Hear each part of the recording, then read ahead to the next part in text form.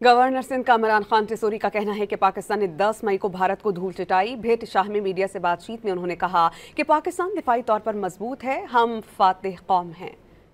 पाकिस्तान ने ये जो मार्का हक मारा है, 10 मई को भारतीयों को धूल चटाई है, दिफाई तौर पे मजबूत है पाकिस्तान। हम एक फातिह कौम है।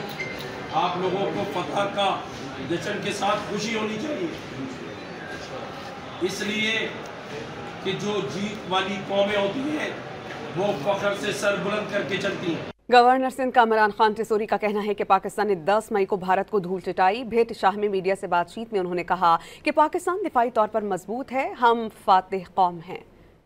पाकिस्तान ने ये जो मार्का हक मारा है, 10 मई को भारतीयों को धूल चटाई है, दिफाई तौर पे मजबूत है पाकिस्तान।